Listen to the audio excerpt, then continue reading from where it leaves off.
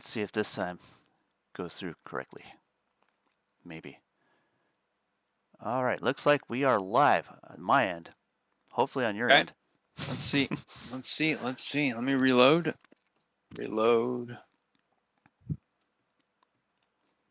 Presumably we're Yep, live. we're live. We're live. Excellent. Let's go. Good to know. All right. Let's Hi, go. everybody. Welcome to our YouTube channel. We're the Bullish Bears. It's just Devin and myself today. Stone is a little under the weather. I think he's just got a little sore throat or something going on. He talks a lot, man, and then he goes and sings and does some stuff. So it's like, his voice is got to take a break every now and then. We get it. Anyway, looking at the market today, man, this is quite the volatility, and we got some things to talk about. But first, I just want to thank our affiliates, as you can see at the bottom of your screen. That's just a few of them. If you go to our website, click on Tools, and go to Discounts, you'll see all of our affiliates. We got a lot of them. Check them out. And then also, don't forget to like and subscribe, and click on that bell so you get some notifications. So when we're live, you know it, and we'll bring you some cool market stuff. Whether you are bringing this to yourself in the car and driving along, just listening, we tend to explain a lot of detail. So, I mean, it makes a great little live podcast, so to speak. I wouldn't recommend watching the video while we're driving, but, at least you can hear it and kind of pick up what we're putting down, and you can review it again later. Or to some people, you might be finishing up your day at work, and, you can just kind of set this on a desk and have at it. It's not quite 5 o'clock yet, but you know what? It's 5 o'clock somewhere. Got to quit the job at some point. Anyway, how's it going, Devin? How you been this week? Oh, I'm sorry. I'm just trying to get everything set up here and see where we're at. I'm noticing a delay. There is a little delay. It's hard to deal with. Don't watch it. I'm like, wait, I'm just trying to keep that up so I can watch your chart while you're doing your thing. I'm like, this is not going to work at all. No, it's a little slower than we do on Discord, and that's the thing. When you sign up with us, we're live on Discord. This is like, there's no delay. You get live market data from us, and we make live trades on there, and we're getting it out of stuff so fast sometimes. If you aren't watching it live, if you get that little delay, it makes it a little harder to follow along.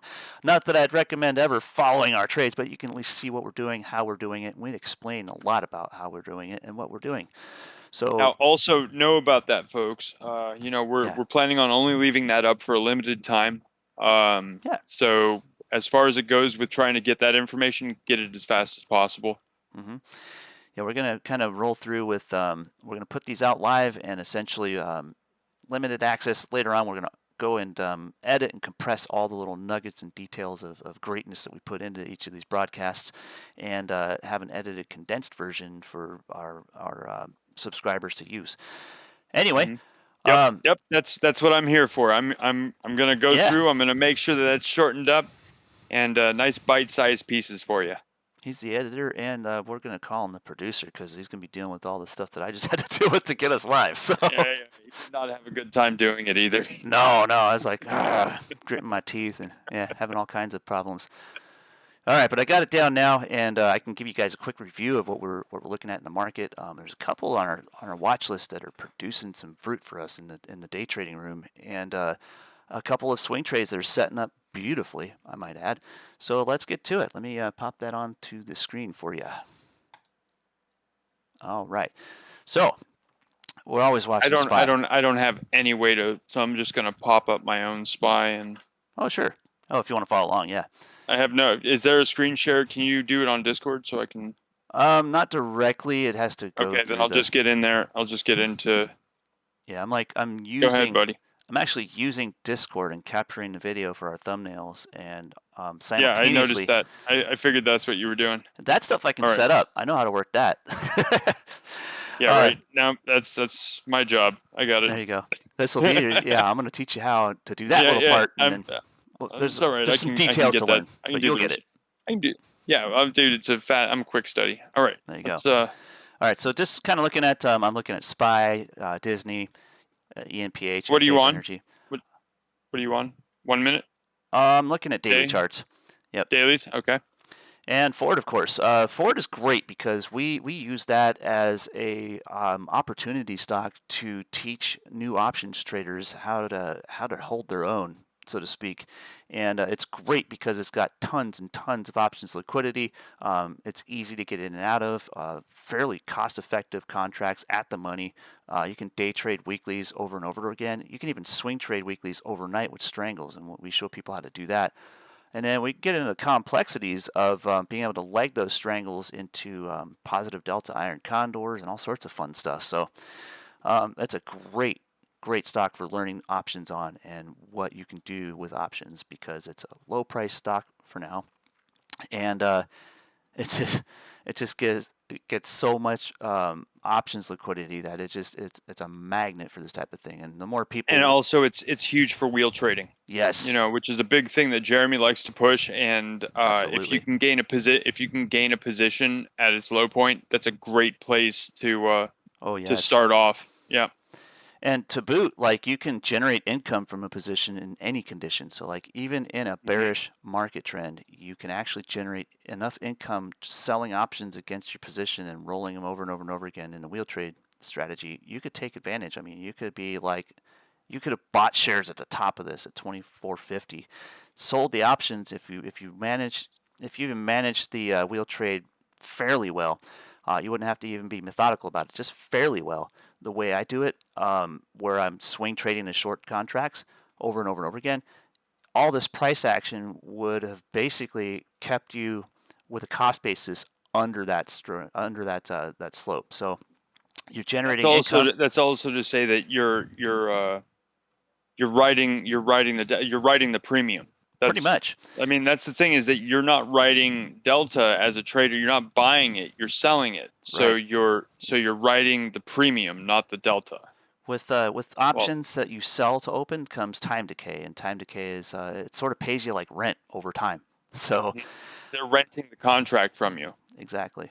And it costs them a premium, and it's a depreciating asset. So essentially, when you're selling options on something like this, you can literally keep, with the premium you earn on the options, you can keep reducing your cost basis as this bear market is taking this thing down, and to the point where eventually you can offset, even at the lowest point, you start to generate enough income on this thing, you can offset your cost basis entirely, and then over time you can actually generate a negative cost basis. Just using your premium earned against your entry cost basis will eventually reduce that cost basis to nothing and beyond nothing. I have many positions in many different stocks that are actually negative cost basis. Are you saying that they're paying you to have the position, basically? Pretty much, and essentially, it's something you have to manage yourself. But you got to manage it. When you've done it well and you still hold the position, you're essentially in a position where if for some reason Ford goes bankrupt tomorrow, closes up shop, and gets delisted, you've still got negative cost basis, so you still made money. Even if it goes to zero, you're still, net positive on that position, so it just wouldn't matter anymore. So, but that's kind of one of many strategies we teach, and how to manage it is crucial. But once you get the hang of it, man, it's like riding a bike, and we can teach it with even penny stocks. Some penny stocks have enough liquidity to do that with. Doing that with something like SPY or Amazon or something, man, you're talking millionaire status. Anyway, let's get into it a little bit. So I'm looking at Disney. We've had this little rounding bottom reversal over time here after this long, dreary bear market in this situation. I've made pretty good income just shorting this with debit spreads, so to speak, and making pretty good returns on that. We had a reversal here, and we got a trend setting up like it wanted to make a pullback into a measured move, but now we're looking pretty darn bearish on the daily chart. And let's get into some shorter time frames so we can break that down a little bit. Looking at the 2-hour chart, we've got basically a range setting up for a bearish measured move. We've got all this here, accumulation, and this is starting the second leg of that bearish move. And the target for that takes it down probably just through $110 for a half measured move. And if that continues to break 110, the next target's $100. So Disney is looking pretty bearish for the short term. You want to show them the bars that you got that from? Yeah, absolutely. That showed you that. So as far as finding your price targets for something like Disney, you simply look left. So you look for the control zones on a daily chart, and you find the major points of price movement. Oftentimes those are points of interest. So with candles, you have an open, a close, a high, and a low. The body is the open and close. The wicks are the high and low, if it has wicks. So when you're looking at these candles for control, you look at this previous bearish trend. There's some control zones there. Yes, that was the way it walked back up on this little short bullish trend, right? You got a control bar there, and if you watch in my crosshairs, you can see they line up with these guys here. Same deal in reverse after a bullish trend. So if you start to break a critical support area, or where it accumulated last before the last breakout, that support area is crucial. And it's about 110 bucks right there. So if you see that support broken, then you just start reversing the trend. You look for the control bars. These little guys can be price targets, but you're going to look for the big ones that correlate. So this is where you get the range. So this big green bar here, looking on the third there, you're looking at a range from 110 down to 106. There's a control range. So when you crack that support, that's your trading range. Next, you're looking at a couple small movements down to like 104, and then the next control bar is right here. And that gives you a range from about 103.50, 104-ish, including the wick, down to about $100, $100.50. And then if it breaks that $100 level, that's a critical support zone where we start walking back the rest of this trend below $100 down to like 90. So for now, we were looking at it possibly being bullish. I mean, that could make a measured move down. Yes, and that's I see. I'm seeing that now on the delayed. Look further left. You're seeing this whole trend. There's your pullback in that whole trend. That can be a measured move down. I'm not saying the market's going to be that bearish, but dude, there's a lot of headwind. It's possible. It's not super. I mean, it's not horrible. It's not beyond the realm of reality, so to speak. Yeah, well, it's still. I mean, there's a great job of maintaining it going on there. I can see the maintenance happening there. Oh yeah. There's some big moves happening in there for sure. If you look at the market history on, this is the S&P here, SPY. If you look left on a weekly chart, I mean, you can see most of the time these doom and gloom bear markets, or oh my gosh, the sky is falling events, they're just pullbacks and part of a much bigger bullish trend. But this isn't so good. This looks like continuation for the moment, and Chicken Little's been talking about the sky falling for of course about 5-6 years now, 7 years. And now nobody believes them. So looking at the price action in this mess, I mean, you can get control bars from your weekly chart too, by the way, and we can see we're in that range right into this week here, ending on 610. So that's where we're at now, and we get tighter and tighter, looking closer and closer at the timeline here. Here's a daily chart. We've got this crash channel from before. Tomorrow's quad witching day, so it's likely going to try and be holding a range. I've rarely seen a quad witching day that doesn't take a dive at the end of the day, though. So be aware, it's going to be choppy. Did you just say it's very rare that you don't have that you've seen a quad witching day where it doesn't have a severe drop at the end? Right, and I would present some more in-depth information on it, but you have to Google that a little bit. Go look at what a quad witch is and what it does. But my daddy used to say, "Go look it up, son." Yep. Historically, you're going to know that the biggest thing to pay attention to in that situation is the fact that there's 4 asset classes of expiring contracts, all that happen on the same day, and it's the third Friday of a select few months in a year, 4 select few months in a year. Anyway, long story short, towards the end of the day, usually in the witching hour, the last hour of the day, it gets really volatile. So either sit on your hands or scalp it. That's all I can say. I'm prepared to scalp it. But looking below here, this control bar here was the critical one back here from the 610 there. And the bottom of that sucker is at 388 roughly. So if we crack that 388 zone, and we're closed almost at 390 today. I was looking at that today. It's pivotal because either we could double bottom off of it, right? And that's or we could here, or it can just go and measure move down. Or we can shoot through, and just shoot down. Yep. And so I hope it doesn't happen that way, but well, I always say that I take more profitable trades in a bear market than I do in a bull market because it's just my adage, and I know it's not just my adage; it's everybody's adage. The market takes the stairs up and the window down, baby. So bearish trades just happen faster, and you can get in and out of them real quick, make a quick buck, and then you can literally just pile up some cash ready for the reversal when the market goes bullish again.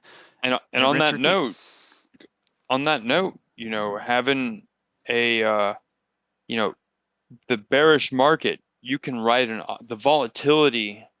Yes. If you get in at the right part of a bear drop at the beginning on an option trade, oh man, you get to ride that. It's a huge volatility spike, and you multiply your income because if you start it right when it starts to doji over.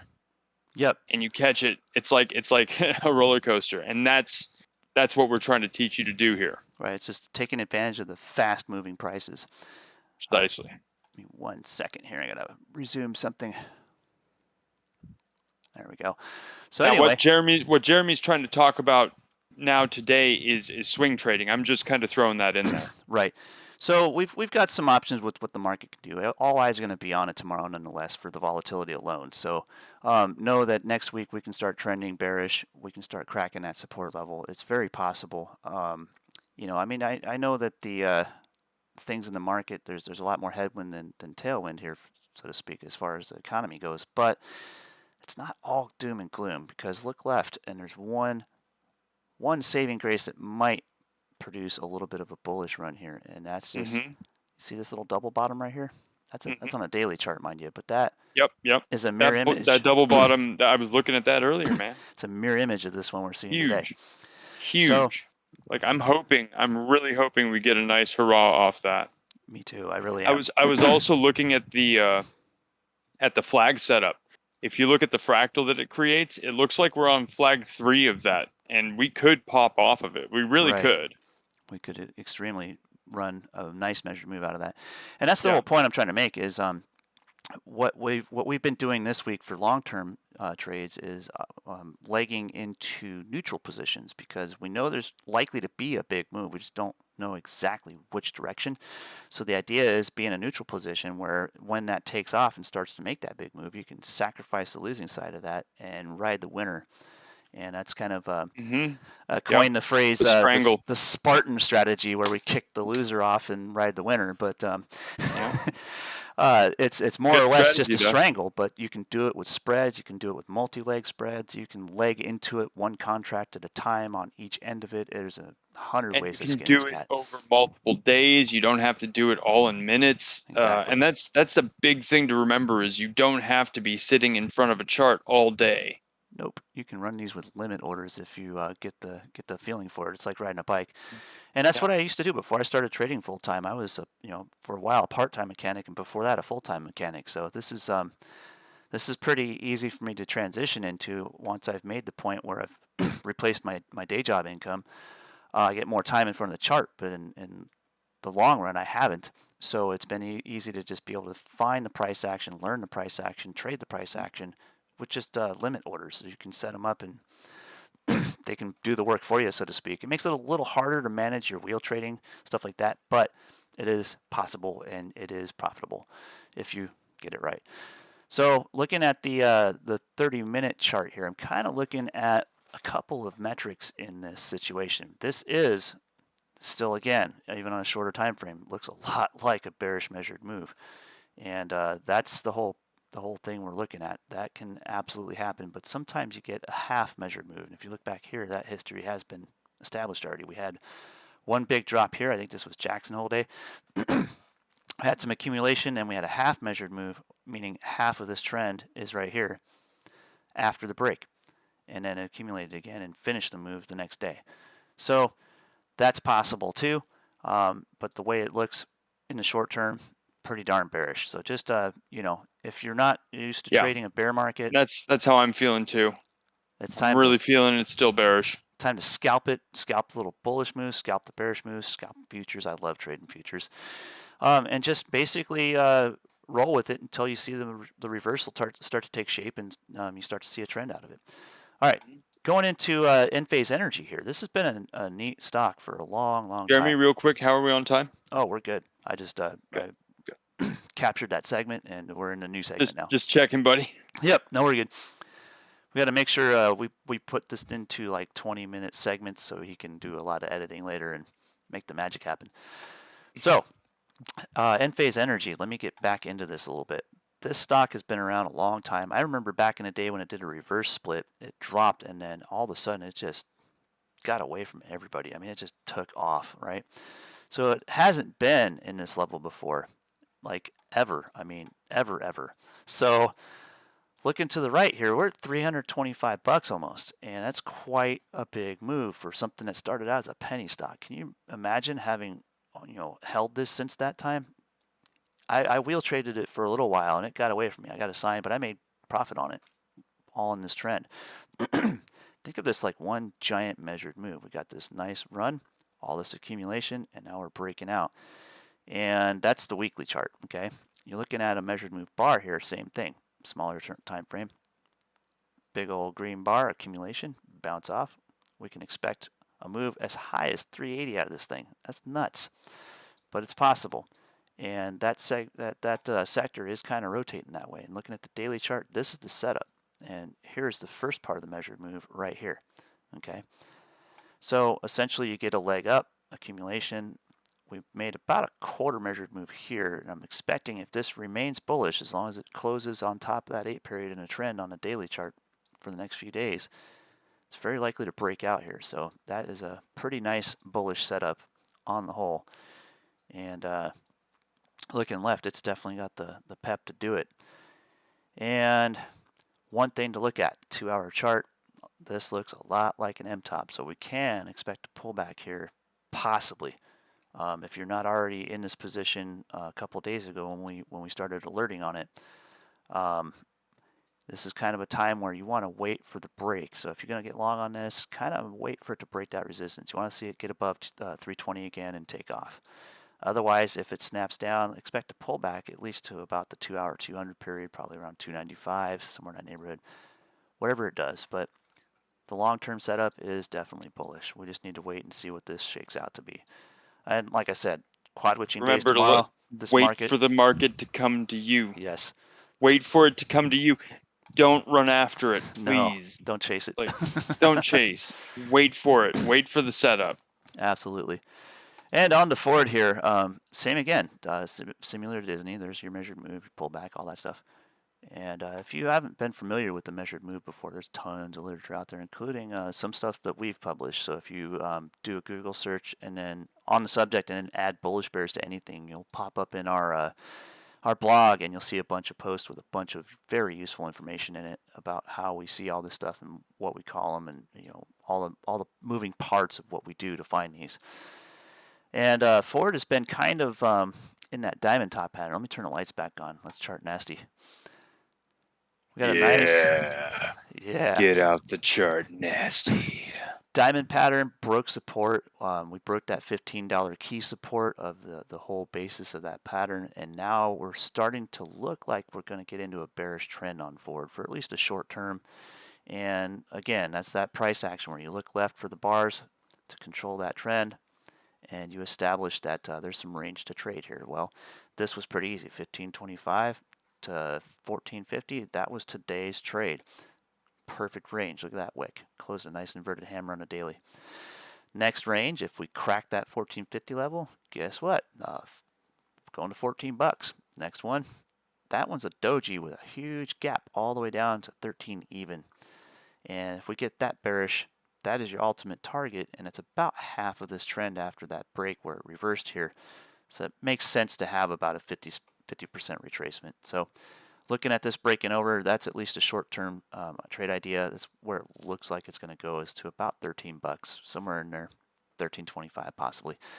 From there, again, if this market just suddenly decides to flip on us, if it gets volatile and doomy gloomy tomorrow, you can sometimes get a relief rally out of that in the following week. So kind of keep an eye out for that. It can bounce off of any of these levels. So if it does, it would have to break this resistance at about 1550 to be bullish, and then we've got the makings of a measured move bullish trend. That's a good call, Jeremy. That it would probably go more bearish tomorrow, and then we might get a rally next week.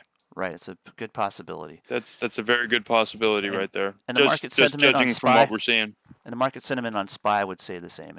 It's possible. Mm-hmm. It's on the table. But this Yep. is a tough month to trade in. I mean, September's been historically Generally. bearish, Mm-hmm. generally, and it's also a very choppy month. I mean, the price action. I mean, look at this monthly or daily chart in the month long. I mean, or a couple months long. That has been nasty to trade in, but if you're good at trading, it's a great market because that price action is what pays your bills. It's volatile. Yes, but I mean, looking at the past couple months here, I mean, this has been pretty slow grind on up. But look at these quick bear steps, man. They just drop right off. They're very quick. So if you're not a seasoned trader to take advantage of a bearish move like that, it makes it very difficult to do so. But when you are, like Stone said, wait. Learn. Wait a year. Learn. Watch the chart. You can't truly understand it until you have the seasons and you see what happens in the chart during those times.